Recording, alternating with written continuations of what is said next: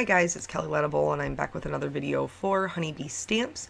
Today we are going to be working with a couple of the newer stamp sets. The little mouse is from May the Mouse, which is cute and has all these like totally adorable accessories. And then I'm also going to be using the Piece of Cake stamp set because I cannot stop myself, pretty much. I mean, I've just been putting it on every card. I think this is the second or third card I've done with it. And then the sentiments are, it's called Brie Mine, like Brie like the cheese. It's cute. Anyway, please excuse my man voice. I was going to do this voiceover last night when I edited the video, and I had just a terrible, terrible headache that I could not seem to get rid of. So I was like, meh, I'll just do it in the morning before I go to work, and when I do things in the morning, that means that I sound not like my usual peppy self, because I sound like a man. That's pretty much what that is. So I kind of had this idea in my head. This is how like the card came together. I wanted to do like a little scene card where this little mouse is coming out of his home, and there's like a little cupcake there that, you know, says "Be Mine," like this little valentine. I thought it would be adorable. So I had been thinking about this idea all day, which just goes to show you that's how you know you're a card maker, when you're like driving home from work and all you're thinking about is like your card making ideas. So anyway, you saw me with the pencil and the T-square ruler. I was creating like the woodwork at the bottom of your household. Why can I not think of what that would be called? That does not seem like a difficult word to remember. Trim. Woo! There we go. We got there. It was a long walk. So I created the trim there. And then I wanted to do like some wallpaper in the background and like an up close of the carpet. And then of course his little, you know, the little mouse hole.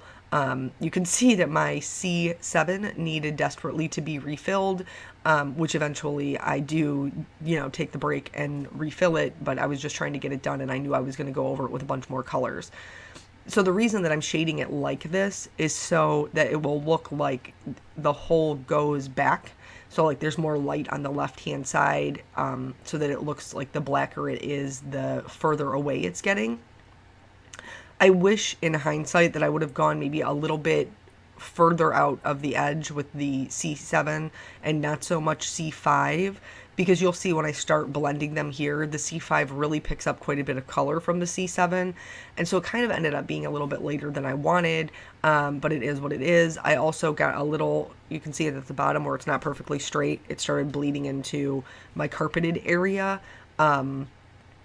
That's okay. Like, I'm just going to position my mouse so that it covers it up, because I'm, like, I don't know, I'm invested in this point. You guys know I don't start over. I just always figure there's a way to fix everything. Here, I'm starting with some light blues, because that's what I wanted the wallpaper to be. I had to take a break here to re-ink this one as well. I used to be really, really good about, like, setting aside time to just go through and re-ink all of the ones I had refills for. And now I basically just refill them as they run out, which is typically in the middle of a video, because, yeah, that's when I'm using them. So here I'm just filling it in with the lightest blue color. I pulled out 3 blues. I actually ended up using the lightest and then the mid-tone. And I'm just going to add a little bit of shading coming up from that baseboard. That was the word I was trying to look for, baseboard. See? And you would not think that that would be a difficult word to remember. But anywho, so that way it would just, you know, give a little bit of shadow and then, you know, blend that back up. If you're coloring anything that's a large area with your Copic markers, you want to make sure that you're always going in the same direction. It's going to give you a much smoother look. So for this one, I came up from the baseboard and then I just did all of the shading that way. And then also, if you're doing a background with your Copics, you want to make sure that it's saturated so that it's smooth. Here, I've picked out some browns. These are kind of like my go-tos. If you watch my videos, you know the E50s is just kind of what I gravitate towards. And I'm going to be using it for the cupcake later. So I try to, when I'm picking my colors, I try to pick colors that will work for not just one thing that I'm doing, but other things that I'm doing in that same color family. Because otherwise, I would just end up with so many markers all over my desk, because I don't put them away. So that way when I'm done and I'm doing the, you know, video and editing the product, I know which markers I use. So then I either write them down or I link them right there, and then I put them away. So that was the little bit of wood grain. I do have a whole video tutorial on wood grain on my channel if you're interested in that. That was just very brief go over. To get a base color for my carpet, I'm using mustard seed distress oxide ink.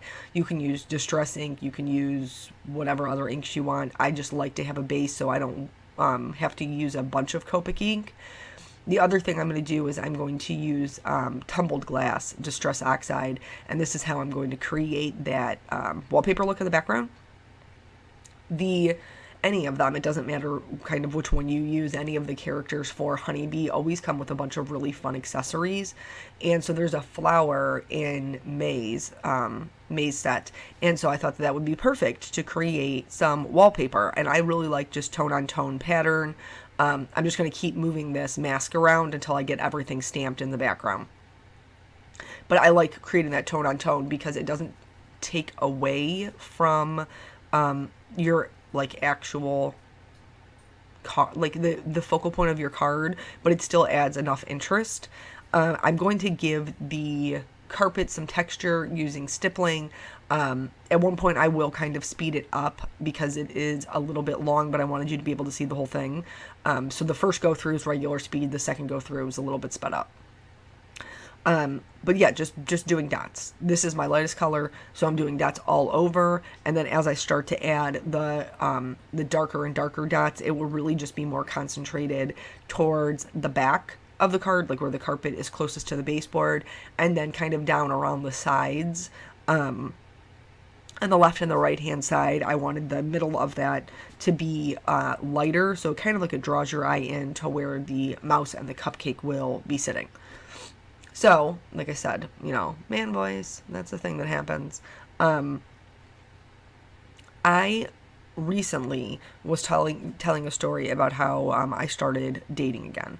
And then this card was a Valentine's Day card, and it made me think about different like dates and things that I have been on over the years. And so for me, when I thought about like what was my best or my worst date, it was really hard for me to come up with one because I try very hard just not to compare things. So like I just take the experience for what it is worth, and then I just move on. So either it was a good or it was a bad experience. It wasn't worse or better than another experience, I guess. So in thinking about that, I was trying to come up with like, Helly, what is your worst date? Like, what is it? I have not celebrated Valentine's Day in years, just years. Because when I was married, our like dating anniversary was so close to Valentine's Day, that we just skipped Valentine's Day and celebrated our dating anniversary. So it wasn't anything like I ever had to worry about.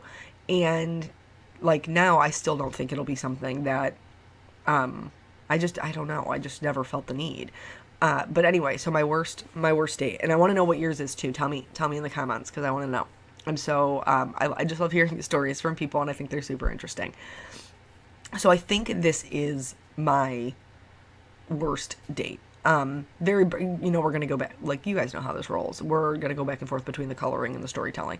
So I wanted my little mouse to be gray, and I'm going to add shadows in, but I wanted him to be a light gray. So the shadows are going to be under his chin, on the left and right sides of his face, back behind his little nose, so that will kind of like sink into the background.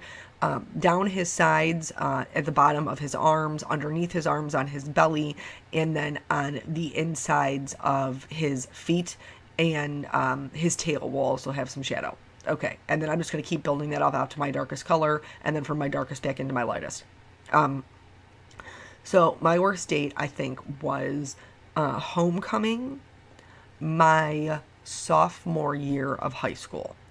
I think that was it my sophomore year? Was it my freshman year? No, my freshman year, I just went with a bunch of girlfriends, and that was super fun. Like, I didn't have a quote-unquote date. So my sophomore year, I was dating this boy named Ray. And, but my best, God, this is like so convoluted. How do you even tell the story?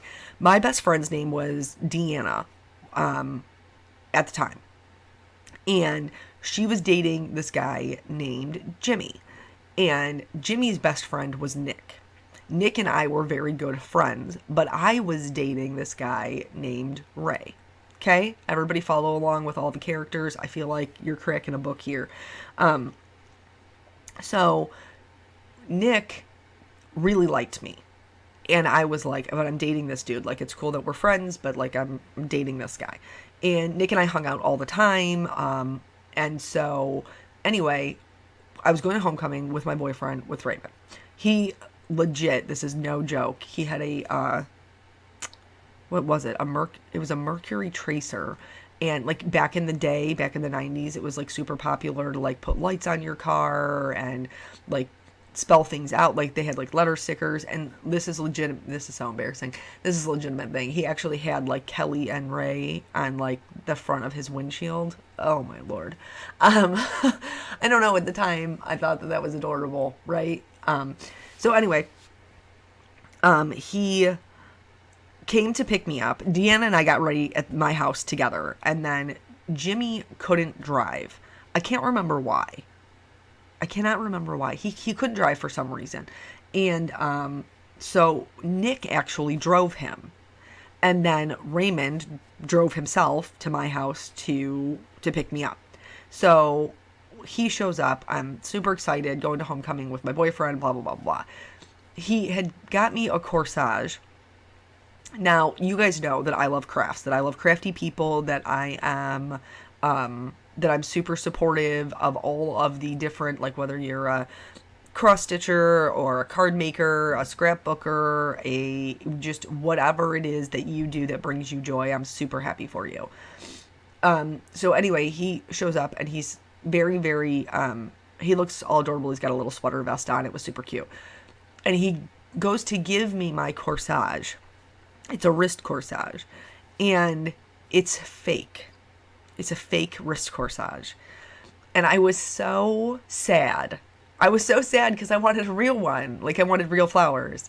And in hindsight, it probably was like all that he could afford. But as a child in high school, like, I didn't really understand that was what was happening there. You know what I'm saying?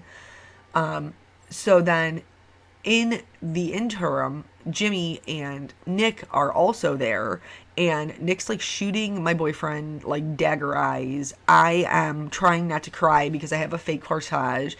My poor mother was like, she was like, I know you're so disappointed, and she's like trying to like take like baby's breath, like real baby's breath, and like put it in there. She's like, maybe this will help, like, God bless her. So I'm like, no, Mom, it's fine. Like, it is what it is. It's fine. So then we get into, it's me and him in his car, and Jimmy, Deanna, and Nick in his truck. Well, his truck was super old, okay? It was like a really, really old truck. Here I'm adding shading to the tag just because of where it's going to be hanging down, just to give it a little bit of depth.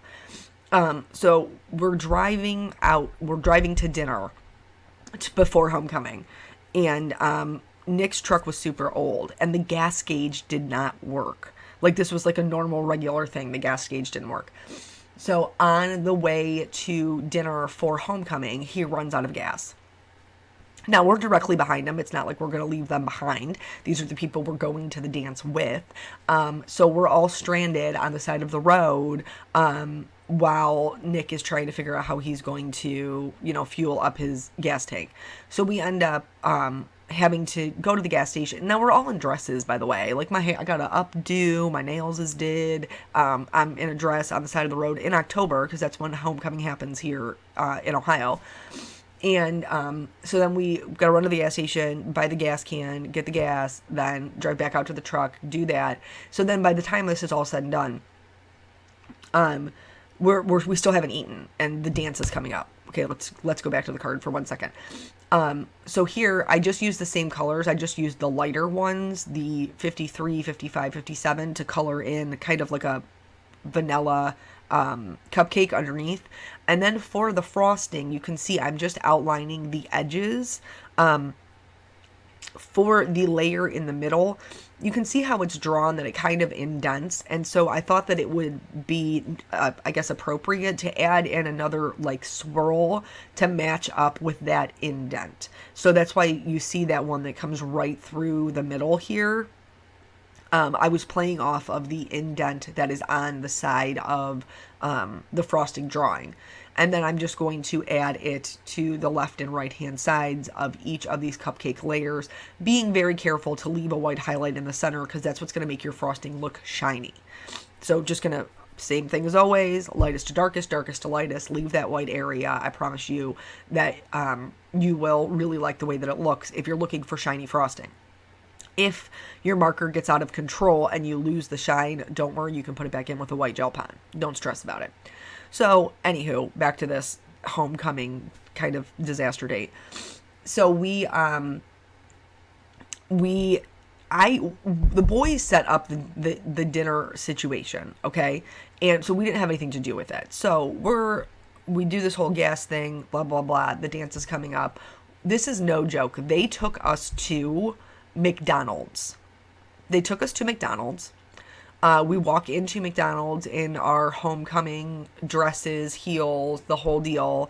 That was our homecoming dinner. And I would like to say that was our homecoming dinner because we had to stop and do the gas and we ran out of time. But honestly, I think we were always going there. I think we were always going to McDonald's. So, after my cheeseburger and small fry or what have you, we end up going to the dance. And then this is terrible. Because the corsage, it was nice. It was nice that somebody made it, and I don't know who made it. It might have been his mama, and I'm appreciative of the time that she would have taken to do that now. But at the time, I was not, and I didn't want to be the only girl who walked up in this dance with a fake corsage. So we get to the parking lot, and I take off the corsage. And he's like, "What are you doing?" And I was like, "It's so nice, but it's handmade and it's fragile and I don't want to ruin it." And he's like, "Yeah, that makes sense. You should probably leave it here." Guys, I'm a terrible person. Because that was not the reasoning at all. It just wasn't. But it was not, it just was not. And then, of course, my girlfriend, who I've been, she's my best friend. We've been friends since we ran track together in junior high. She's got this beautiful real corsage. I was a little bit envious. I would not recommend being that way, but obviously I was a kid and, kids are different. So I think that was my worst date. And then, so later on, Ray and I broke up, cause I'm 15. And, so we end up breaking up basically because the kid can never show up when he says he's going to show up. He lived in a city that was 2 cities over from me. And the only reason, we didn't go to school together. The only reason I got to see him is because he drove. So then he would say he was coming over, but then he wouldn't come over. And it was just childhood drama. And I spent a lot of time, I told you, with Nick because we were friends. And my girlfriend Deanna totally ratted me out. And so she, I guess I'll tell you after the fact. So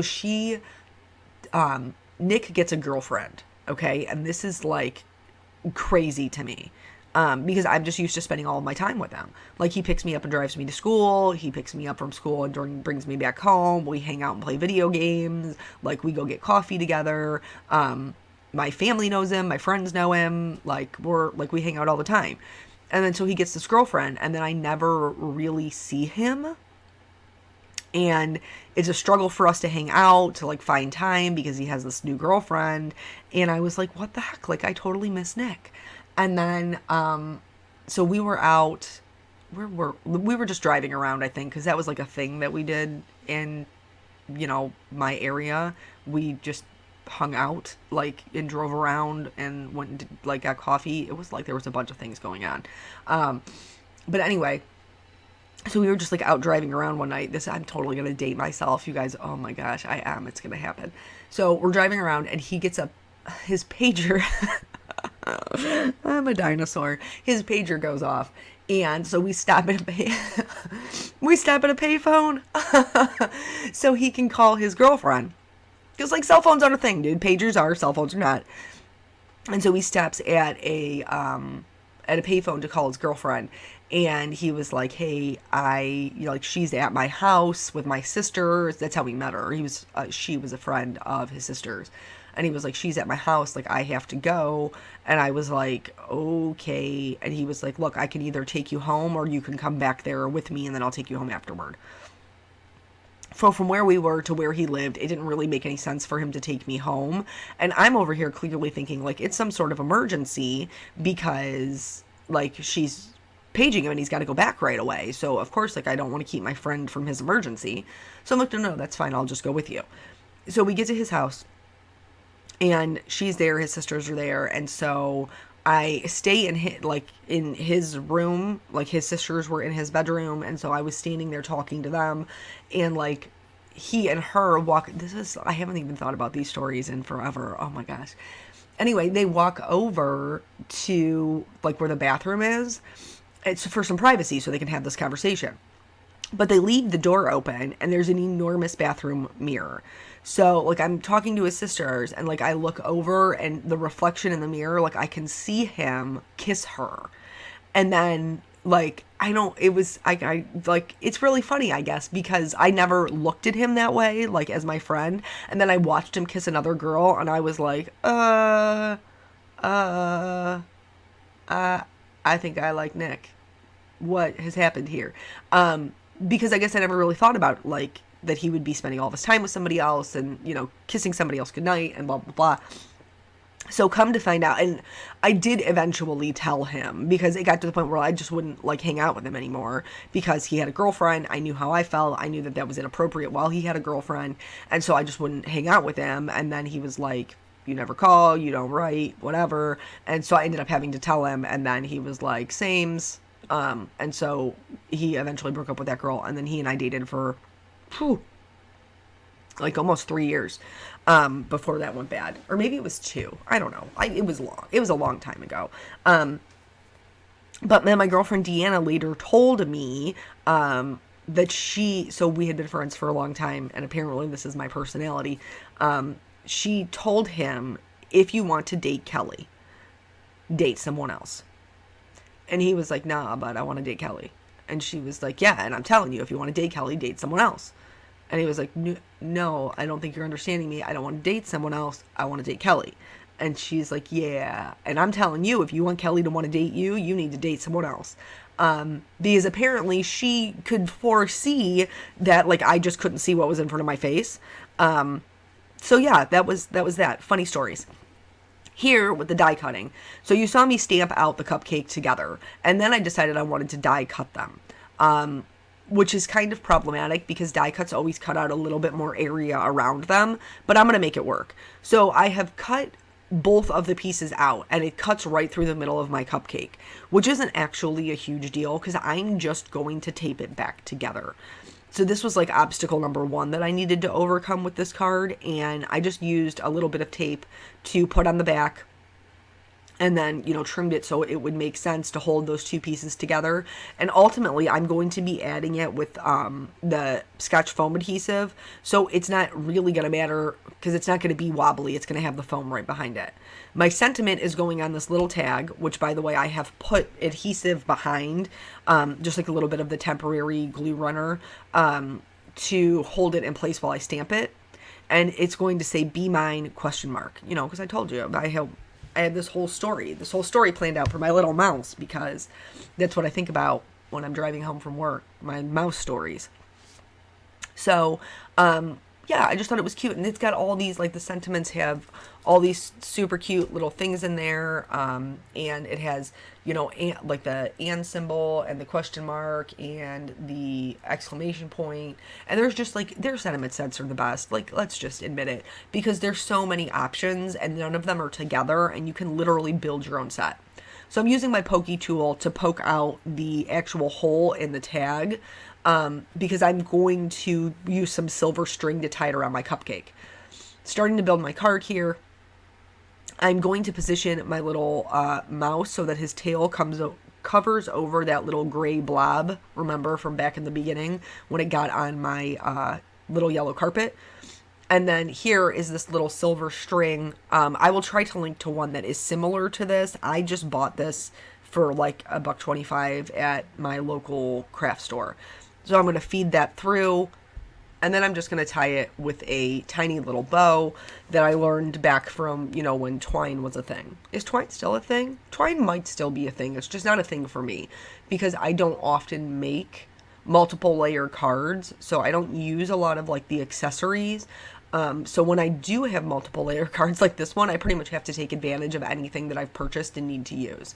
But I have this little thread, this silver thread in silver and gold, and I think that it's totally adorable. So I'm just going to mess around with the bow here. I hold the center and then just kind of pull the strings and the loops until I get a bow that I like the size of. I'm going to trim that off. I'm going to put the strawberry right on top of my chocolate frosting. In hindsight, I kind of wish that I would have put the shiny area on the other side of the strawberry, but I did what I did and it's done. So, you know, that's just something I accepted. Here, when I'm going to put on the cupcake on, I don't realize, can you see that silver string?